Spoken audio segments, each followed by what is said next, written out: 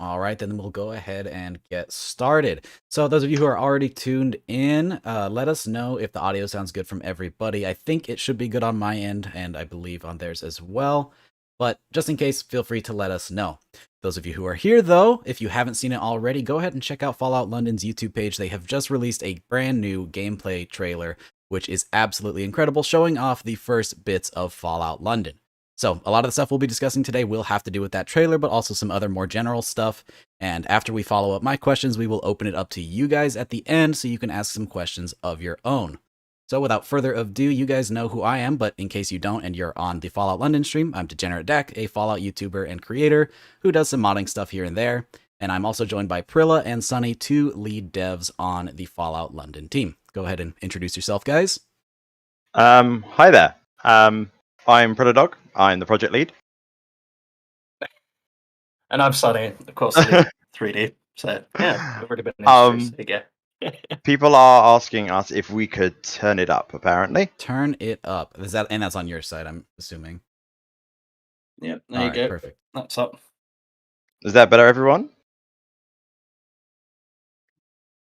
All right, looks like audio's good on my end too, so as soon as you guys give me the go-ahead, we'll go ahead and get started. They're saying that Dak was quite quiet. Oh, That's no. Sunny, turn me up in Discord. I'm going to turn you up. All right, then. There you go. You should come through nice and clear now. Perfect. I hope so. All right, so to begin with, we have a lot to go over. First of all, the gameplay trailer that you released is absolutely incredible. First of all, it's just so much good stuff in there. Some of the best stuff I've seen coming out of the modding community in general. It's truly amazing. So one question that I do have myself is, I know obviously we're going to have a lot of post-war focused story content, but as seen in your trailer, you have a lot of stuff to do with the absence of Vault-Tec, given that it is set in London. And I'm curious how much of the pre-war stuff we're going to get to uncover as we play and learn about the world that we're set in. So obviously we're quite lucky with the fact that Bethesda sort of left the door wide open in terms of the content that's out there.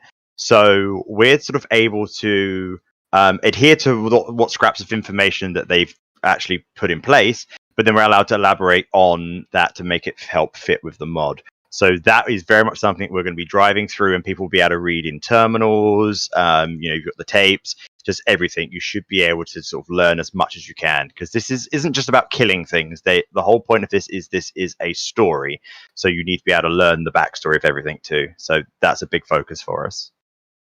Right, very good. That's what I was hoping for. Lots of I'm assuming lots of terminal entry stuff for the people playing to actually go and encounter themselves, and they may have to work for it a little bit. Yes. All right. Very cool.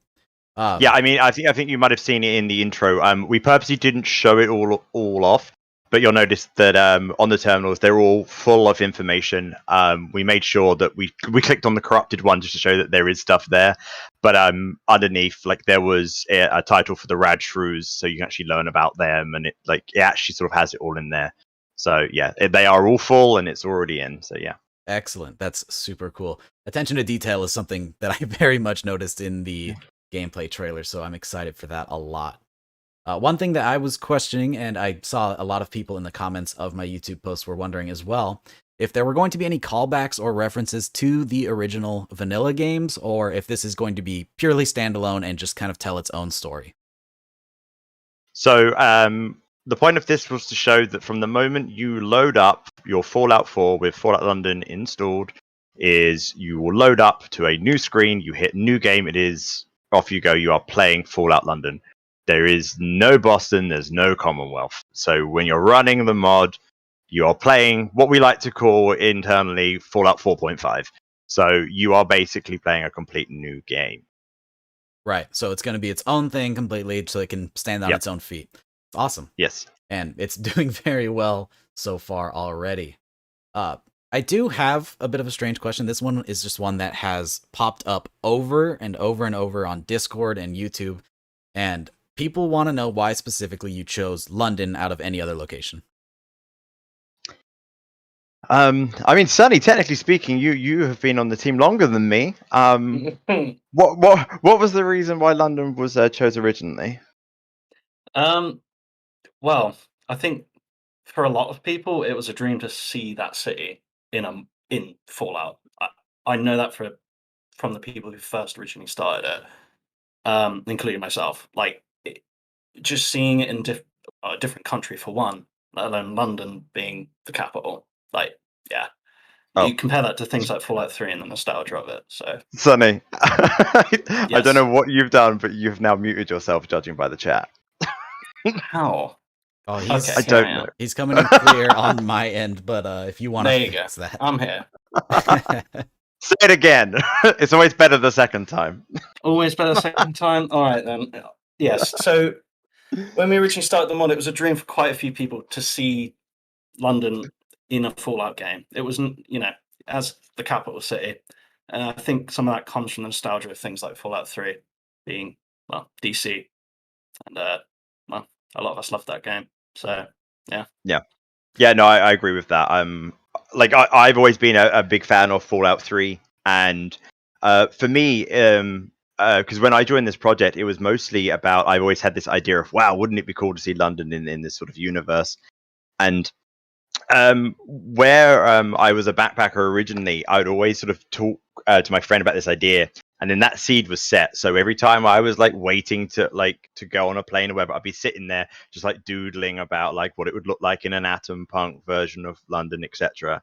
Came back, and then I was like, right, well, there's a project, let's go. And then yeah, that's why it's sort of rolled from where it is. Right. And I think that's a great, like, if you were going to pick anywhere in the UK, I think choosing the capital city makes a lot of sense. Just like you said, Fallout 3, picking the capital, it's easily recognizable and it's going to be the one that most people are going to know about. So I think it's an excellent choice for a setting. Moving on along, we have a question by, I don't actually have the users written down, but this one is from YouTube. So is the entire map going to be urban? As we did see, there's a lot of underground and then a lot of dense city, or are we going to get to see some of the rural sides as well? Okay, so we originally jumped in and we were just doing the city, and then we realized that as great as it is, your performance would be terrible and it would just get very repetitive very quickly. So we made sure to make the world space large enough so that we have different biomes. So that way you have the areas off around like Bromley, Wandsworth, Richmond Park, which is all very greenery where we can actually really explore the overgrown nature. And then you've got all the cityscape, obviously, towards the center of London. But then we've also made sure to have areas such as Croydon, which is just like this cracked hellscape. So if you're playing the game, you'll very much be able to get all these different elements going around where it's not going to feel samey at all. All right, that's awesome. Diversity is definitely something people will be looking for, and that 100%. kind of leads into another question about performance because you did mention it. How do you think that this is going to perform across different types of PCs, especially people on lower end rigs with such a dense cityscape? Is it something that you think would be a problem, or do you think it's pretty well balanced out? I can speak on this one if you like. Yeah. Please go. Yeah, so during the actual shooting of that gameplay, we did something called previs, pre-combines, that basically helps people on lower end systems run the game much smoother. And I can confirm myself it was running way better when you do that process. So it should be all good for lower end systems because we will focus on capping that for them, getting that in there so it works for them properly. That's So incredible. When I watched Sonny do it, because he was the one who set that up, he was rocking I think 60 FPS solidly, and that was through while he was on the moving train, moving fast through a very dense area, looking across. There's like a straight line where you can see straight across to the other side. So yeah, there was a lot going on there, and he had solid 60 FPS. Yeah. Now I run Windows 7, so please don't hack me, anyone. But yeah, I purposely have not upgraded. I want to be on the lower end of the system so that I can be basically the test rig, and if I can run it fine, then yeah, that's acceptable. If you play the mod and you can't run, then you need to upgrade, because if I can run it fine on Windows 7 with bad hardware, and it runs fine for me and it doesn't for you, then yeah, maybe get your wallet out. Perfect. So hopefully we will be seeing some really good optimization. It sounds like you guys are already well on track for that. Speaking of the map, which part of the Fallout London map as a whole is your favorite to have been developed so far? And I can pose that to both of you since it'll probably be a different answer from each. So let me answer it from in terms of an interior and the exterior world. So one of my favorites is I'm going to say Bermondsey. I won't go into details why because that's spoilery. But just the work that Sunny's done in order to make it feel very swampy and the way it looks is really great. I mean, I love nature, so seeing like how the swamp looks and with what we've put in it really makes it my favorite. And in terms of an interior, it's actually up on my art station. We've done this sort of underground bunker, very similar to the one that you might have seen in the video. But again, that one's really overgrown. So definitely overgrown stuff is my favorites. And that's one that I did myself. It's probably one of the few places where I've sort of patted myself on the back afterwards because I never like to really sort of promote my work. I always like to promote the team. But yeah, that's the one I'm proud of. And yeah, it's one of my favorites. I don't know about you, Sonny. For me, areas around the Strand and Lewisham, overhead bridges, things like that. I love the built city. It really brings back a lot of nostalgia for me. I played games like Fallout 3 back to back when I was a kid. Them areas are absolutely love them. I go there and I just feel that feeling of being in a giant post-apocalyptic city again. I loved it. That's my thoughts on that. Yeah, I mean, the Strand was done by a guy on our team, Roper K. Yeah, I think he did a very, very good recreation of it because I always stay at the Strand when I go to London, and yeah, it's really funny to see like the hotel I stay at is actually in game as well. So yeah, I think Roper did a good job there, and Lewisham I did. So yeah, thank you. All right. Sticking with the map for one more. This actually kind of goes back to the first gameplay trailer rather that you guys released, and it showed Big Ben cycling over through as time passed, and I was curious if Big Ben is actually going to display an accurate time while you're playing the game. Yeah. So that animation was set up by Chuck Ufali. Now, obviously, if you know anything about the mechanics of the game, I think it's like for every minute, it's like 20 in-game minutes. It's something like that. Now, obviously, to have a clock, that would be spinning around like a windmill. It'd be going way too quick. So, bearing in mind that Big Ben goes off every hour, we've made it so that it goes off like in quarters. So it'll go off at say like 6 o'clock, 12, etc., like that. That does work. It ticks round, and then you'll hear the chimes at those times, but not enough so that you're just like, oh my god, this clock won't shut up. Right. We've done it so that you can acknowledge what the time is without checking. And yeah, I think if you've ever been to London, hearing Big Ben, it's fantastic. And we've made sure that you can actually hear it at different audible levels from different parts of the map. So if you're right underneath it, you know it's going to be loud. If you're over in Bromley, it's very, very subtle. Right. Sounds good. It's really cool to see something mechanically working like that actually just really helps to keep you immersed in the game. So that's super neat. Moving on, we do have one question. What is the situation with the Thames folk, a group of people inside of Fallout London? The Thames folk are basically people who have been irradiated by the Thames River, thus the name. And same with animals, particularly dogs who have also been irradiated by the Thames, which are basically their pets. They're the Thames hounds. The models were done by Oscar Fonsu. They were really, really, really lovely models, actually based on artwork from a tattooist. So yeah, there's a story to that. But Sunny's the one that's been working on that area. That's the Bermondsey area that I mentioned.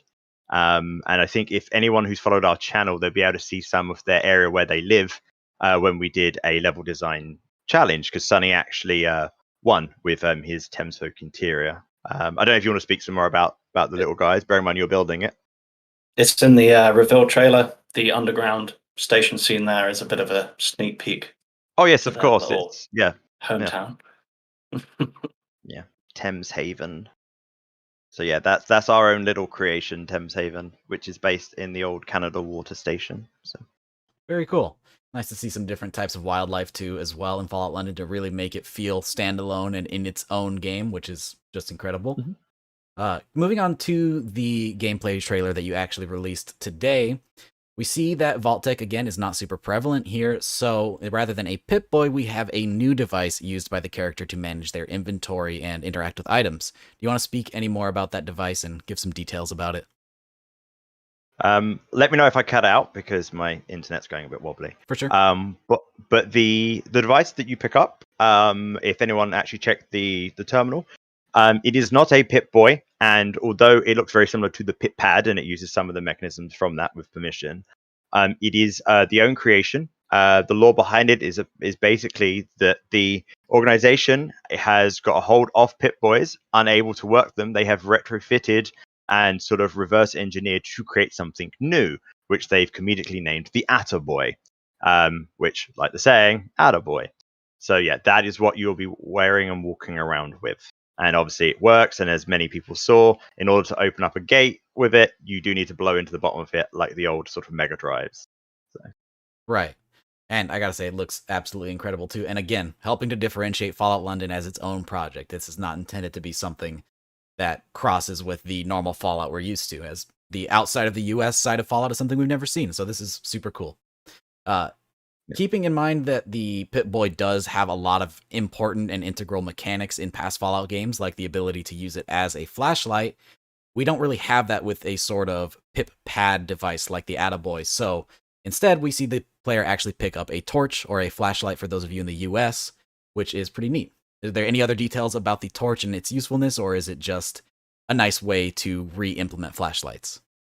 So, I mean, I'd go amiss if I didn't congratulate Chucky Farley for getting this sorted out, because he went away and just grinded getting this to work. The system itself, basically, we realized that one of the issues with the Pip-Pad mod that was out, although absolutely fantastic, you would always sort of like a magic trick. It would be da-da, there it is, and then it vanished again. We wanted to incorporate it slightly more with a utility belt system. And we did that. So the way it works is you'll pick it up, you wear it on your belt, and all the time you just have the Attaboy equipped, you can activate it and the light works. You get that green or whatever the color that you've set it as will light up your room that color. And if you then go and equip the torch, that will then be your main light. And that actually gives you the circle effect like an actual real life torch. The reason for this is because lots of the level design we've done is very heavy on storytelling with lights and the like. And we realized just running around with the generic sort of Pip-Boy system of just bright green just ruined it. Like, you would suddenly walk into an area and then boom, green. So we decided to give the actual torch so you can actually have more of a sort of horror vibe going on. And especially in some of the areas that Sonny has actually done himself. I mean, he may be the head of 3D, but he's a damn good level designer. And like some of the horror aspects that he's put in some of it, if you go through that with the standard light, it's just ruined. You go through it with a torch, yeah, it's brown trouser time. So right, and absolutely adds to it. Sorry, go ahead, Sonny. So it just absolutely adds to the atmosphere of it compared to that just standard bright green light emitting everywhere. Right, and I think that's something that a lot of users are looking for too, because even in vanilla Fallout 4, I see lots and lots of people mod out the vanilla Pip-Boy light in place of something more akin to a flashlight. So having a nice, lore-friendly, and immersive way to implement a flashlight on the character that actually makes sense is super cool, and I think a lot of players are going to appreciate that a lot.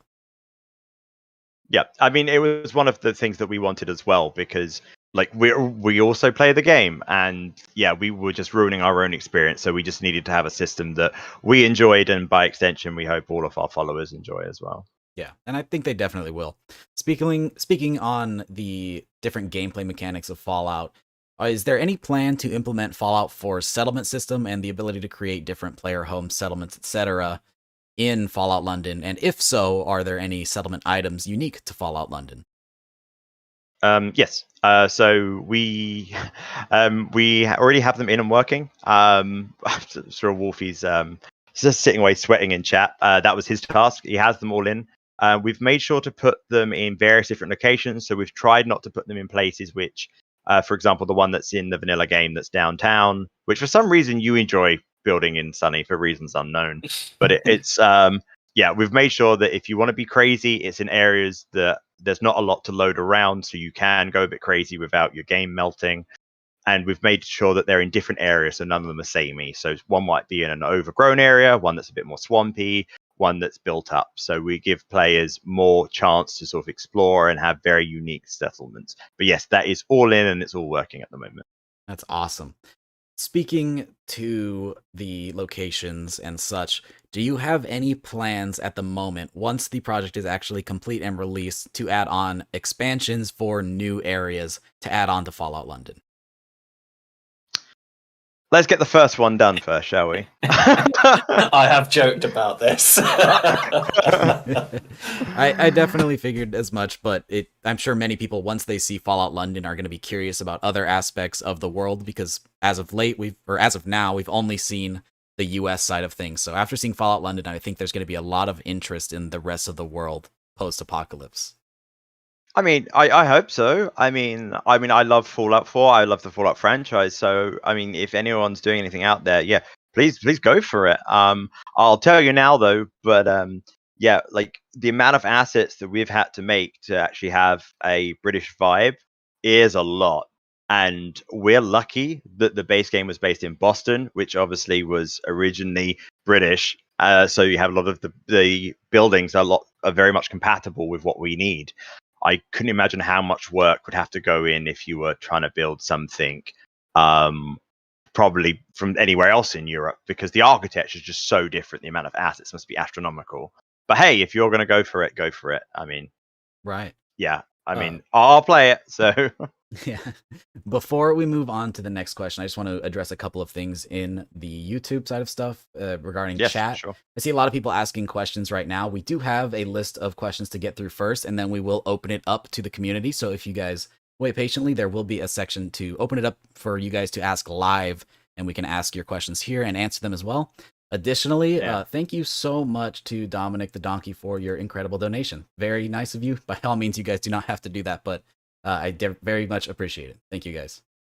Moving on, though, we didn't get one of those. Well, by all means, stingy they people. could. No, I'm joking. I'm joking.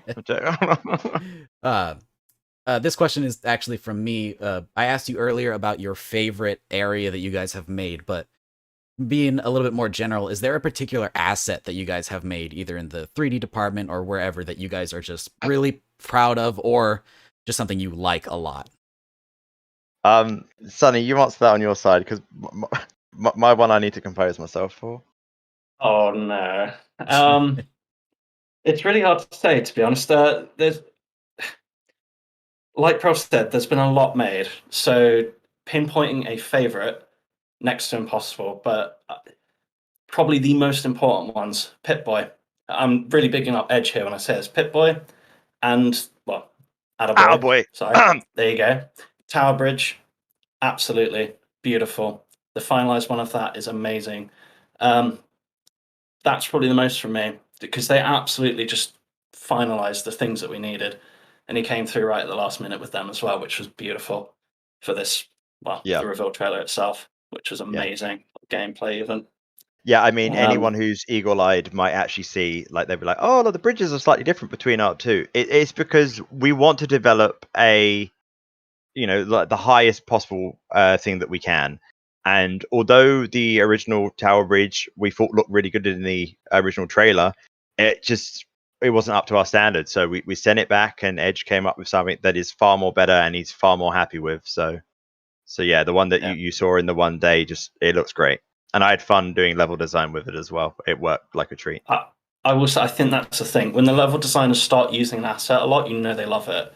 So the things you see more and more, you know people are enjoying using them and placing them about. I will say it's difficult, because I want to include all the 3D team, of course. But yeah, the statics that get placed around the world space alone, vehicles, things like that, you get used so much by level designers. It's great to see. Yeah, I mean, mine is Mine isn't so much a 3D asset, just more an abomination that I made by accident. London's known for its very ornate lamps, and luckily Dan Carmine has now picked up the task to actually make one properly in 3D.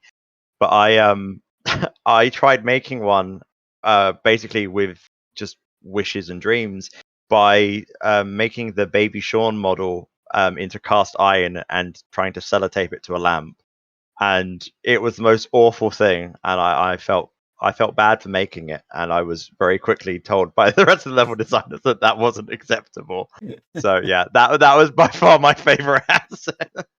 Favorite asset that's not gonna make it into the final product. I might put it somewhere if anyone finds it. I'm sorry, but yeah, it was four cast iron baby Sean's stuck to a lamppost. Oh my goodness. Well, by far, there's no way that I could pick a favorite myself yet, given that I haven't seen nearly as much as you guys have. But that Pip-Boy, or Attaboy as it is absolutely incredible, especially including the fact that it has those animations like blowing into the cartridge. Speaking of your animation team, do you have anybody you'd like to shout out for contributing to stuff like that? Because it's pretty incredible stuff. I mean, yeah, I've tried putting everything that people have done. I was doing it as it was going off, but like Edge made the mesh based off the original mod that's up on the Nexus, and I think he did a great job. And then Chuck just spent ages sort of animating it all. So yeah, yeah, props to them, and obviously Ali for trying to get it all the systems to work together. So Hey, you got what? the train, the other bits. There's a few Oh yeah, I bits can't. stuck to it. I Yeah. announced them as I was going through. This is the thing: is that it's so it's much. yeah, it's such a community effort. Like everyone really pulls together to create this product. Like if I was to sit here, the rest of the stream would be just naming every single person's hard work. So yeah, I mean, thanks to everyone for doing what they did, because this is how it gets done. Right on. Additionally, with animated and moving parts and stuff like that, we do see in the newest gameplay trailer that the trolley system is going to be a very big component of traveling around. And we do see also some really incredible vehicles and custom assets that are just super cool and sell the style of London. Who is making all of those vehicles and models and such that they just look awesome? They look so incredible, and having a moving, functioning train is so cool. You take this, Sonny, because I'm lagging. Yeah, if I'm allowed to be completely honest, it was Wolfie who originally put together the actual moving train, and let's say it worked, but it had a few issues. So I went back, I learned how to animate things in Max and get them into the creation kit and into the game, and then I just hand keyframed that animated sequence, and that kind of rolled on to other things as well. So the intro sequence where the wall blows open, for example, it's the exact same system where all the chunks come flying out and they hit the glass, and then the glass, the water goes down. It's all just one big animation. Without giving away too much, but yeah, same system, and it became very useful for things like that. I hope that answers the question. Yeah, I was just curious as to who was contributing to some of this stuff. It's always nice to shed light on the people who are doing such incredible work, and having fully animated stuff, which is definitely one of the harder things to do in regards to Fallout modding. It's nice to show light on the people behind the scenes, I think. Absolutely, yeah. So Edge taught me with the doors originally how to do it. He's animated quite a few doors for us, big vault doors and all sorts. Not the kind of vaults that you might be thinking, but yeah. So it'd be me, Edge. I know Chuck's done a lot of the character animations you saw, so that's probably the most of them. Other than then, you start getting into weapons, and as Pro said it, you start listing things, and I'll be here all day. For sure. Yeah. Cool. So, in regards to the train as well, I've got to assume that since the London Underground is a pretty huge part of London itself, that that's going to be a huge component in regards to how we actually travel in Fallout London. How much of your traveling is going to be done on foot compared to actually traveling via the train? Am I coming out fine? Because I can answer that. Absolutely. You are now. Okay. Well, the character is called the Wayfarer, which means to a person who walks. So you will be doing a lot of walking. But yes, there is a chance to break up that walking with various things such as moving trains and boats. So there are definitely ways to get around that aren't just on your feet. But yes, a lot of it will be done all over ground. We haven't gone with the Fallout 3 system. You can just walk from A to B everywhere. So yeah, there's no hidden tricks or anything. It is just full A to B. You can go on foot. Perfect. So the train is really just kind of to help you get around quicker rather than something that's completely necessary. Sunny, answer that, please. I'd say so. There is some areas where it's necessary, but other than that, yeah, you can do it on foot. Okay, so mostly probably story lock stuff in regards to stuff like that, but we'll avoid spoilers. One question that I had, and I do see some people asking a bit, is what is the ratio going to be like when it comes to vanilla versus modded assets? Now, obviously, the world space is going to have mostly custom and new assets, but when it comes to armors, weapons, stuff that the player is actually going to interact with a lot, are we going to see a lot of vanilla weapons and armors being reused, or is it going to be a 50-50 split, or mostly your new stuff? So most of it. Oh, yeah. I would say, yeah, in terms of that, actually, that's mostly all new. We always release stuff all the time. We've got some new stuff coming out soon. Yeah, actually, probably very little in terms of the original clothing and armors and the like are actually still in. Yeah, we decided that the thing that you're going to interact with a lot, pick up and the like, that's the sort of stuff that you want to have that's new. But the generic, like curbs or pavement stuff that you can use the base game asset for that. It's fine. We've put a new texture on it, so it still seems new. But yeah, well, I think when people play, they'll be pleasantly surprised that there is a huge mix of new stuff, and the stuff that has been reused has been changed in a way that you probably won't recognize it without really studying it. So yeah. Very cool. It's always fun to see Thank new you, stuff. Caps Lock 3. Sorry, just thank you for the person for the Freedom Burger money. I just want to answer that question that come up. There's not going to be a 007 like companion, but if you check our Discord, we have announced a 005 style character. Charo Miami is the artist who's been doing the artwork for this character. That's so I think it's MGM. Don't sue us, 005. But yeah, their interaction with you is I'm going to say a bit more mysterious, and I hope you can get the hint without me saying it. Perfect. So really cool stuff. This next question is from me specifically because it has to do with mechanics that I like a lot.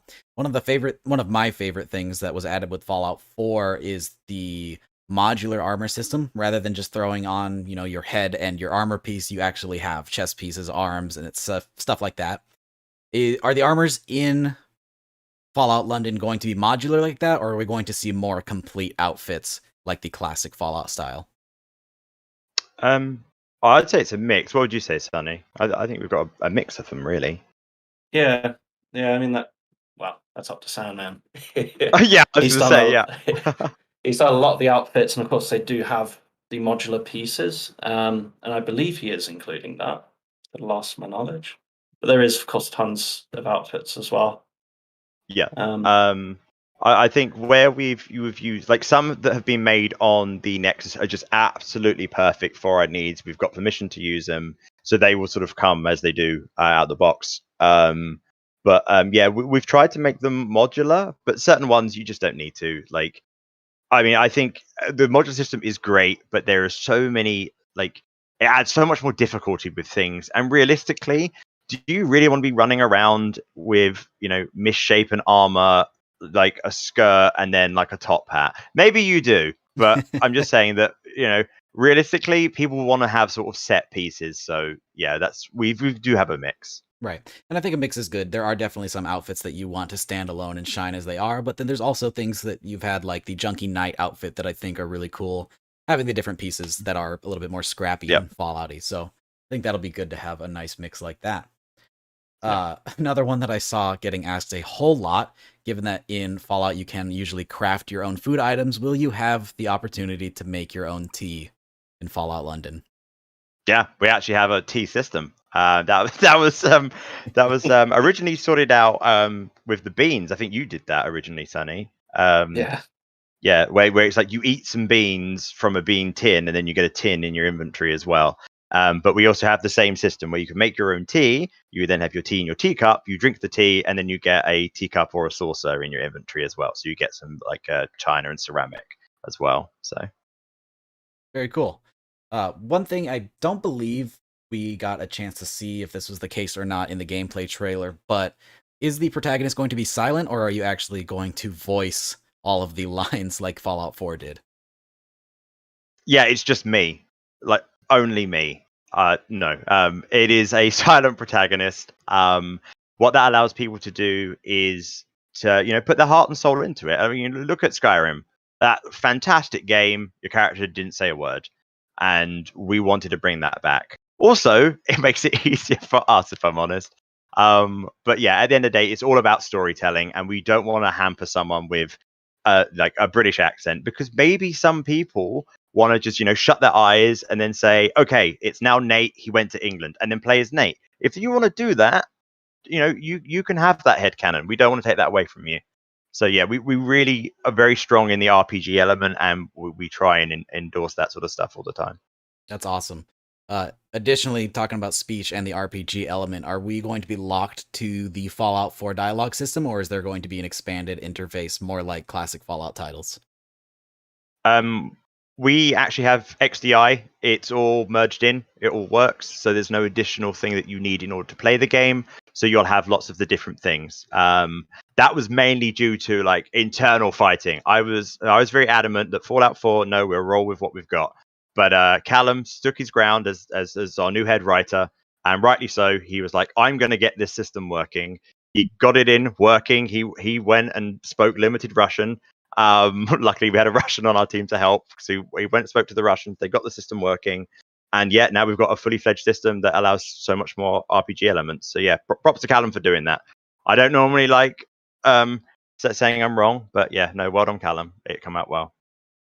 All right, cool. Nice having additional voice options. Couple more questions to round this out before we move. I have a couple that I've just pinged up on here. Oh, I got absolutely. some more burger money from Caps.3. Thanks for that. Yes, we do have references. I want to clarify that although we have references, we don't put in lots. We make sure that they're very subtle. So if you see them, you'll be like, I get that. But it's not going to be like rammed in your face. You're not going to like sit down and suddenly, I don't know, be wearing a box on your head, hiding with someone like Solid Snake. You're not going to be doing that. You're going to suddenly maybe see a skeleton holding a teddy on top of a Mini Cooper style car, and you'll be able to go, I know exactly who that is. So yes, we definitely have those references in, and it's no secret with the Doctor Who references.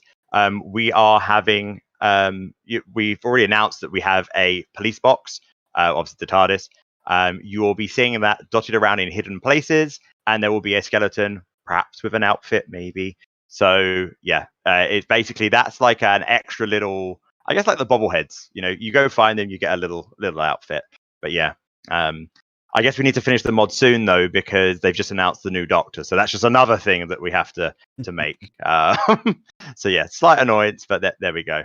But yeah, we do have those references. That's the end of that one. You can now ask something, Dak. There is another. If you have another one, by all means, feel free to let them get in here. Yes, we do have a dog. Thanks again, Lexbox, for that.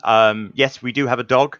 He is called Churchill. It is a bulldog. So yes, no more dog meat.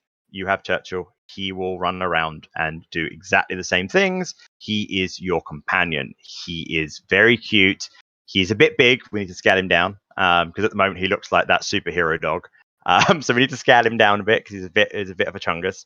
But yeah, he will be your follower and go on your adventures with you. Awesome. In regards to... Thank you, Jack Shield, for that. You could have asked a question if you wanted, but I appreciate your coinage. I'm really bad at this YouTube stuff. I'm a technical guy. I just want to make stuff. I'm not good at this. It's cool. Another question for you, though. With this being such a huge undertaking and a gigantic project, we do have a handful of big projects like this in the works right now. Things like the project for the Capital Wasteland, where they just had their Point Lookout release. And these are huge things that I think keep our community alive. Something with a game that's basically dead at this point, having big projects like this give things for people to look forward to. And so I'm curious if there are any big projects like that that you're also looking forward to, or if you just have anything to say in regards to some of those other projects as well. Sonny, you go first. I wish everyone the best of luck with all of that. It is, like you say, it's a huge undertaking. I don't think the amount of work that goes into that stuff is really considered when you go into it. Like, oh, starry-eyed. Oh, let's go. Let's make this mod. Yeah, I think when it comes to crunch time, it hits hard for a lot of people. Yep. Yeah, I'll let you continue from there.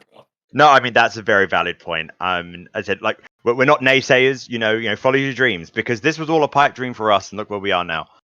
But it took a lot of hard knocks and a lot of stress to then realize that this is something where I'm going to have to sweat it out in front of a screen to get this where it is. A lot of people might see this and be thinking, I can do this. Good luck. That's all I'll say, because it is hard graft. As for the ones that are currently out, I was very excited for the Capital Wasteland. I haven't played the DLC that has come out. I don't get a chance to play a game. I'm only working on Fallout London, but I do want to play it. Grill and Turkey, I know they have now left to go into the industry. Congratulations to them. Couldn't happen to better people. They're very hard workers, and they've done some fantastic stuff.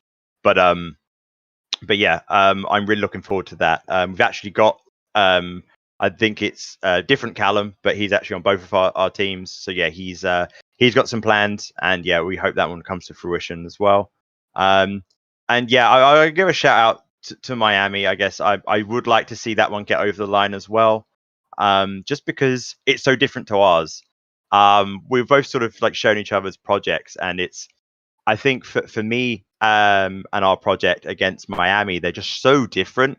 It'd be interesting to see how they react, because running around London is even just the weather alone is very different to running around the beaches of Miami. So it'd be very interesting to sort of see the difference between the two. And I guess scale as well, because obviously Miami is a lot smaller than London.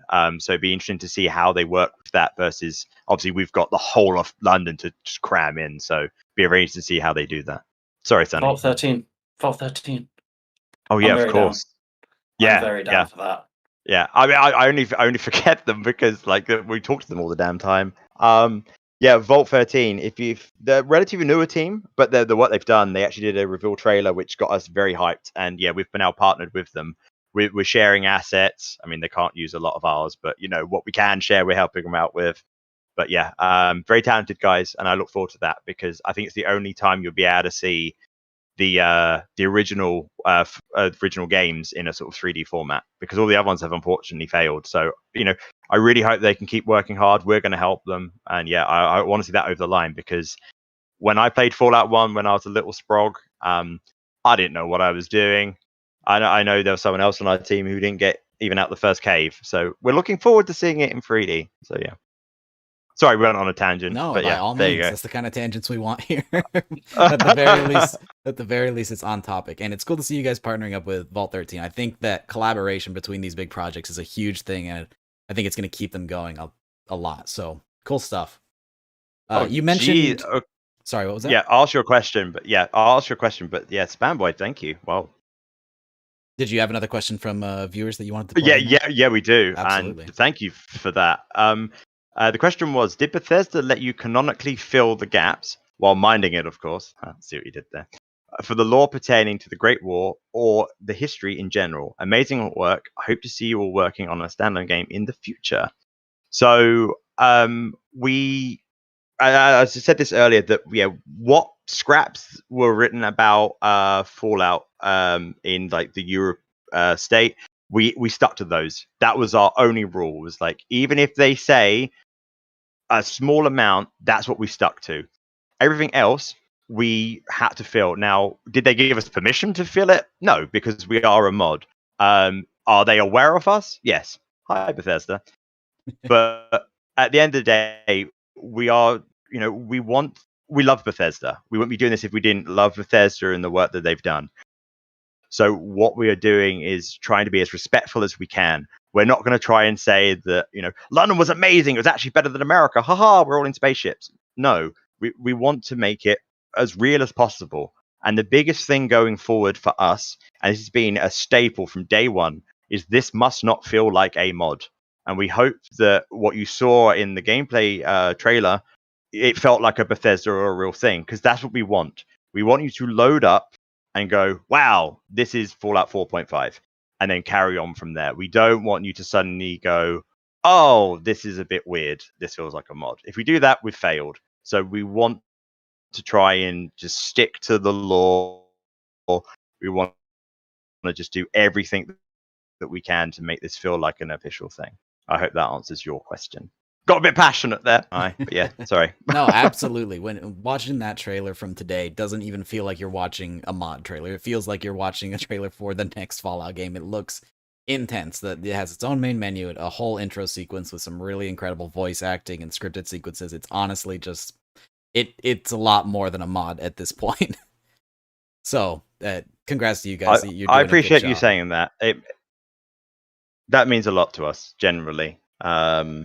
Yeah, I mean, weirdly enough, we've always been in the Fallout 4 community. We've always been the black sheep. So when we hear things like that, it does mean a lot to us.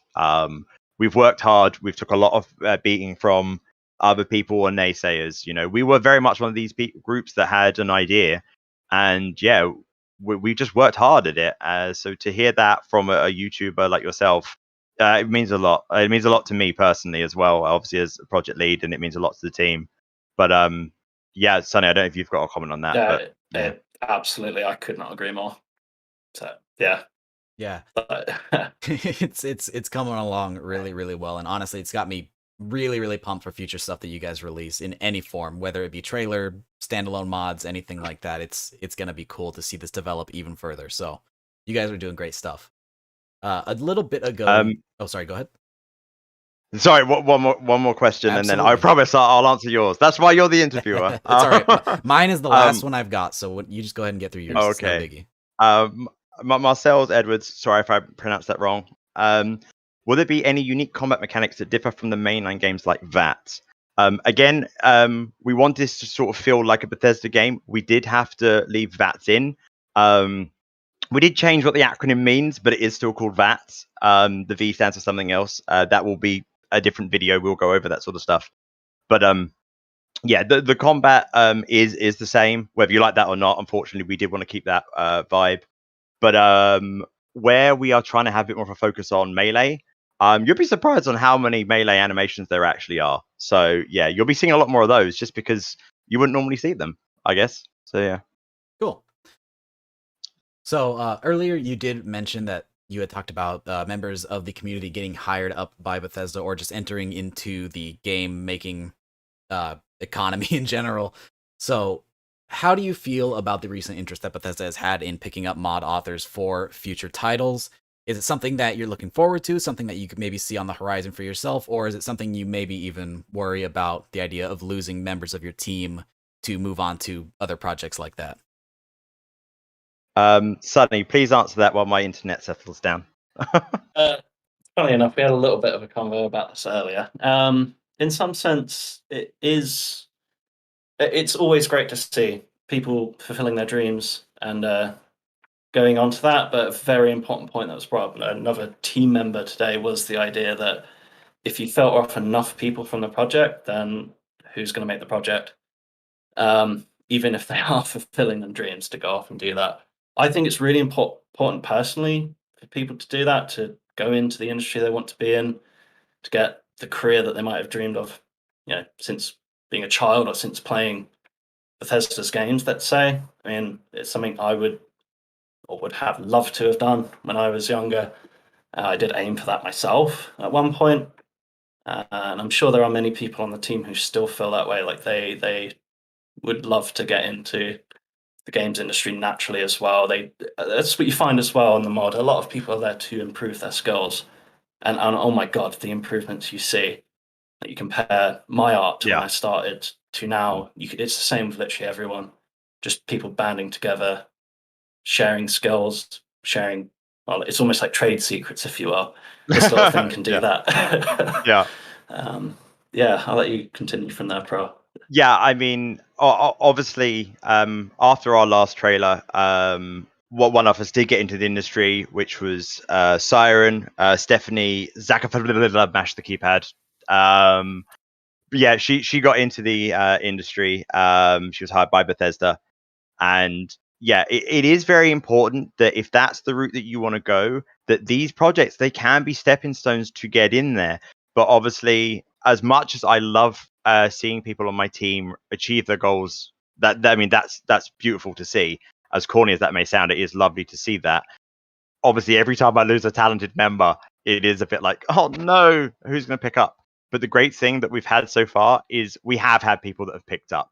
As I said, I was singing Callum's praises earlier. The new head writer, he came in, and obviously Siren had already left everything in sort of in a very good state, but he just came in and just instantly picked up the mantle and was like, "We're going to carry on," and just the rest is history. That's where we are now. So yeah, just because someone leaves, as much as it's sad and it is bittersweet, I have full faith that someone else then in our team just stands up. So yeah, it's great to see, but it is very bittersweet. Of course. Yeah, it's hard to lose somebody, but it's always nice to see them going and doing something they enjoy. So that wraps it up for everything that I've got. If you have anything in your chat that you guys want to answer, or we can just open this up to the community. Actually, there is one question that has been popping up a lot in mine that I suppose we should talk about. Yeah, go for it. I mean, there's a couple of people who have given over burger money again. Oh, absolutely. This YouTube thing is so strange. I just don't even understand it. It's like, okay. But yeah, answer your question, and then I'll try and read through these as well, I guess. Sure. We'll make mine real quick then. Let's talk about the weapon variety. Obviously, like you said, there's going to be a big focus on melee and having cool new melee animations. But additionally, we want to know about some of the weapons that we'll also see in terms of firearms, stuff like that. You guys have released a lot of standalone weapons already, different historical ones. So are we going to see a primary focus on real-world historical firearms, kind of like other Fallout games, or are we going to see more unique stuff, things that are going to be unique to Fallout London that we've never seen anywhere else? So we've much like I keep saying, we have to stick by any scraps. So we actually treat things from the Fallout Bible and some of the canon / non-canon, semi-canon, whatever you want to class it, games. So some of them actually have weapons from Europe. So those ones we've included because we're considering them canon, so we've made sure to include them. But as of our own ones, we've took the stance of adopting the stranger weapons. So for example, the EM2, that sort of came out, wasn't really used, and then was changed for a different weapon. Yet in our history, we are having it that due to the resource wars and the fact that America wasn't really helping out the UK, they adopted that gun. So they've just gone with that. Same, for example, as the Webley 1913. So these are historical weapons, 100%, but they're historical failures of weapons, if you like. So we're now running with those. So rather than having just a standard Webley, you have the Webley Automatic or the Webley Fosbury, which are will produce in much lower numbers. So a history buff into guns will go, yes, I know this. But you'll be like, I've never really seen it in a game before. So that's the angle we're going. A bit like you doing the From a Stop, I believe, is one of the next guns that you plan to make. Yeah. It's not a very well-known gun, but it's unique enough for your average nerd or the Royal Armories to be like, I've seen this before.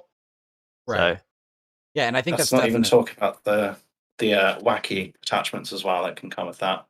Yeah, of course. Yeah, for sure. I think that's definitely the proper way to go about it for Fallout as well, because typically in past games we see things that are recognizable, but maybe a little bit off of the normally beaten path of video games. For example, New Vegas using something like the service rifle, which resembles a bit more of an AR-10 rather than the standard M4 is kind of the vibe you're going for, I think. Which is 100% cool stuff. Yeah. So yeah, I think you guys are right on track with that. You said you've got some questions in yours that you want to get to, so by all means, take over. Yeah, so I'm just going to do the coloured ones, I guess. So we've got Jack Schill asked us, what about the SAS? Do they exist in this timeline? The SAS do exist. No, they're not running around post-apocalyptic London. However, if you were to look at the concept art done by Tony Starr of Merlin, you'll notice that he is an old SAS member. So obviously, him being a ghoul, he was part of the SAS pre-war. So yes, there is, technically speaking, yes, the SAS do exist in the timeline. So that's that one. There's DJYF04. That's easy to say. Will there be the possibility of a pacifist run? We are trying to make it so that you can play it however you want. A pure pacifist run? I'm not sure. Mainly because I tend to shoot everything. That question would be best for the head writer, I guess. But unfortunately, he's not here. I would assume that he has done like more stealth options to solve things. So possibly, I can't answer that myself. I'm afraid. God, there's a few of these. 1 second. Rainy Thursdays. Okay. Hello, I just watched the gameplay trailer and my jaw dropped. I can't even comprehend how remarkable the gameplay looks. I have a small question. Will Alistair Tenpenny from Fallout 3 be referenced in Fallout London? 100% yes, he will. He will be a young man. We have designed him based off the original concept art that they ended up not using for Alistair Tenpenny. It's just a drawing. If you Google Alistair Tenpenny concept art, it should come up. And he actually looks quite young. We have designed our character based around that. And without giving anything away, something that Sunny has created might be in his sights, maybe. So yeah, Maybe. sorry for that, Sunny. You're right. Trinoculus P said, heard a mention of new Doctor Who. Can it be expected this game will highlight a woke plot? We are going to make the story as fun as possible for our entire audience. We are keeping it much in the lines that Bethesda have done themselves. So, I mean, if you think what Bethesda have made is woke, then I guess it's woke. But we are, as I said, we are making it as consistent with Bethesda's storyline as possible. Well, obviously, we're going to make it better, but, yeah. Any questions on your side? Yeah, we do have a couple. Let me go and find some of these really quick. I did see one just a second ago. Oh, in terms of mod compatibility, I am curious as well. When this releases, obviously, you're not going to be able to play regular Fallout 4. This is going to be its own thing. When you have this installed, you're playing Fallout London, correct? This is something I might actually be able to answer. Yeah, go for it, mate. Yeah, so I've played it with a fair amount of mods on myself. Just testing, for probably nearly 2 years now, just playing the mod, testing it. And I don't think I've ever come across issues. I'm going to be honest. Like, if it's guns or whatever, it'll go fine. But, if it's something that hugely overhauls the Commonwealth or something, you I was wondering run what into you were going issues. to say then.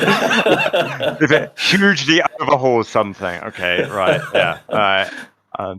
Yeah, you might not fit. Yeah, if you hugely overhaul it, you might not fit in that little starting container. But yeah, apart from that, no, it should run fine.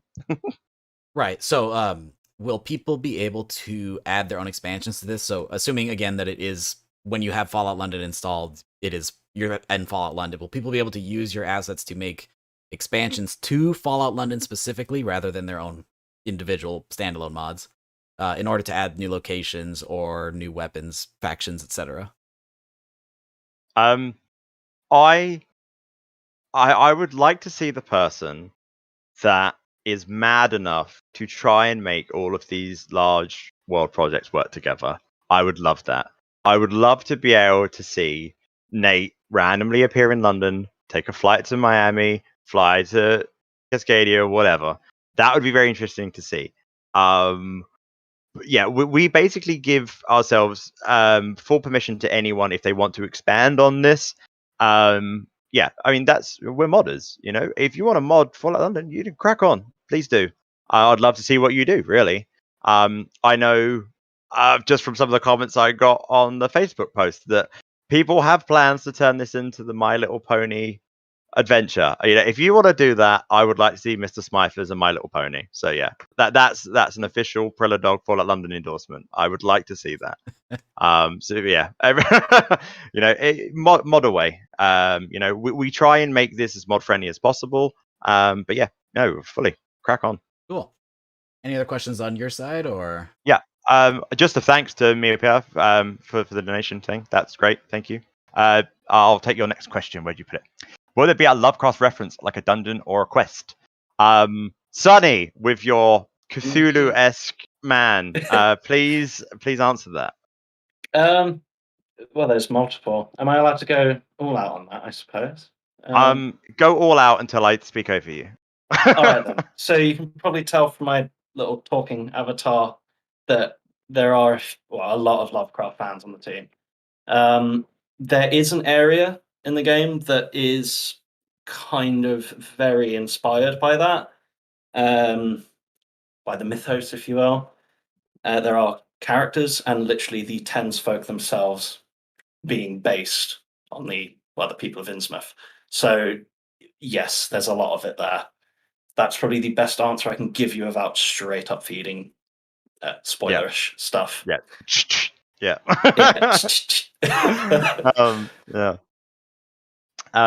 Yeah. I mean, I've always loved the Cthulhu mythos. I mean, yes, the guy behind it, H.P. Lovecraft, does have a controversial history. We're very much aware of that. But his stories that he made created this world, which, yeah, we are definitely tapping into. And I know that that's something that the guys, I think it even started before Bethesda. I think way back with Obsidian, maybe even Blackheart, etc. They definitely put those aspects into there with like the Dumb Witch.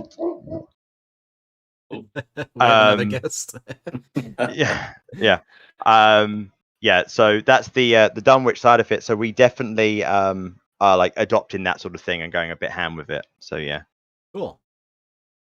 I got one from Sable Malamute. Hi, Sable.